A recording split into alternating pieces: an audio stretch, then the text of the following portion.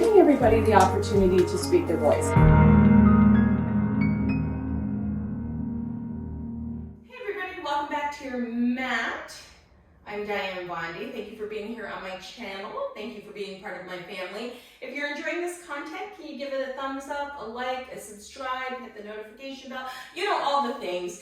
That would really help my video out. Okay, now that we've got that out of the way, I am going to play with Flying Pigeon today. Why am I playing with complicated arm balances? Just because I think they're fun.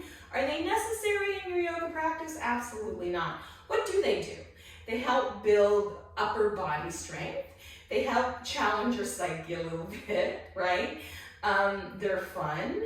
Sometimes we just want to try them for the sake of trying them, and other times we don't want to at all, and that's okay. So I am doing these poses based on your request. So I have a bolster in front of me, just in case things don't go my way and I fall forward. I created a soft landing for myself. If I do fall forward, I'll make sure to tuck my chin so I'm not hitting my head and taking my neck back. Okay, so that's one thing I'm liking to do. So I'm going to show you a couple different ways to do a flying pigeon or just a pigeon in general. So most of us are familiar with the downward facing pigeon, the more traditional variation of that. The reclining pigeon, where you cross your right leg over your left and you draw your knee into your chest. So most of us are pretty familiar with that. I also like to offer a standing pigeon. So if I'm close to a wall, I'll ask, or students are close to a wall, I'll ask them to take their butt to the wall, cross their right ankle over their left knee, and sit back into a standing pigeon. Sometimes that feels good to have that extra bit of stability and support with the wall. Okay, and then I'll offer that. I'll offer the opportunity for them to maybe go a little bit deeper by taking blocks in front of them and having their butt against the wall, bending their knee and coming forward. I find that this is a really great hip opener for me. I make sure I flex my foot, pressing my bottom against the wall, taking my gaze slightly forward. So these are things that I absolutely play with when I do poses or classes at the wall. The wall by far is one of my most favorite props ever. And most times if you're in a studio space, you have access to a wall and you can get your students to, really embrace doing different things at the wall. So what I've been working on for, a long time is that flying pigeon pose, which most of you may have seen it. I'll give you like a kind of a little demo of it. I'm against the wall here. I'm going to walk forward a little bit. I think I demo it in my book, Yoga Where You Are. So I have a variation of that in my book. So if you're interested in getting more details on that, check out my book, Yoga Where You Are. So we'll root down through that left foot to start. Make sure you've done some hip opening. So I've already done a yoga practice. I've already done some hip opening. So my hips feel pretty open. So that's the caveat here.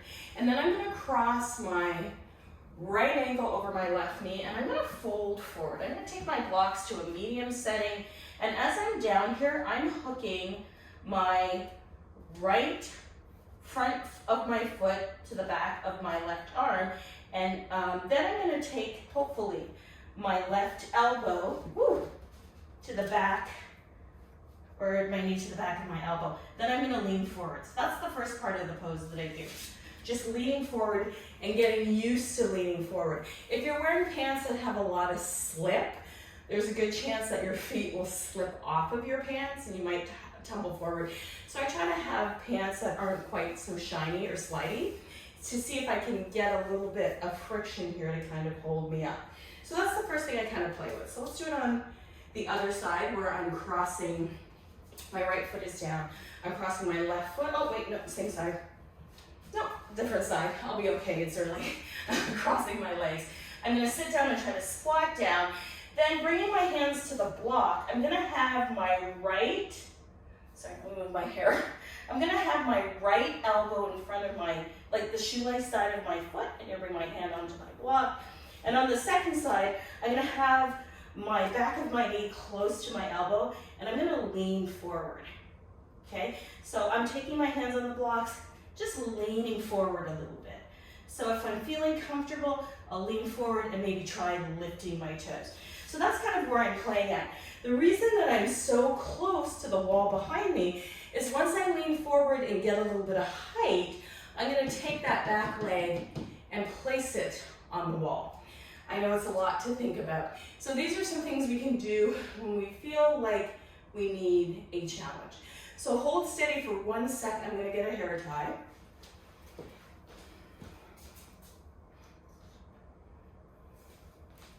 So that hopefully you can see better what I'm trying to do. And today I might be successful, and today I might not be successful. And guess what? It doesn't really matter, because yoga is a practice. And it's not yoga perfect, it's yoga practice. All right, so let's try it again. I'm gonna cross my right ankle over my left knee. Okay, I'm gonna try to pull that up nice and high. And then I'm gonna lean forward, come onto my blocks. I'll line up my blocks. Now I'm taking my left elbow to the top of my foot, and I'm bringing my right knee to the back of my arm, and then I'm leaning forward and seeing if I can find balance. So I got a moment, right? I got a second. So I'm gonna bring the blocks back, because when I lifted up a bit, I felt like the wall was a little too far away. So let's try it again on the other side. So this time I'm crossing my left ankle over my right knee. I'm sitting low. I'm bringing the blocks as close as possible. And I'm trying to get that left knee to the back of my left arm and my foot to the back of my right arm and hooking my toes around.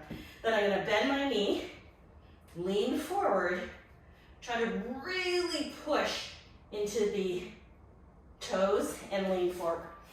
Okay, so this is the play, right? I've talked about the best way to get into our bodies, figure out what's working for us, is to have a little bit of play. Because the first way we learn is through play. So I've tried it on that side, I've tried it on the other side. Let me try it again. Let's see what happens. I'm excited, sort of. Nervous, mostly. But let's try it again.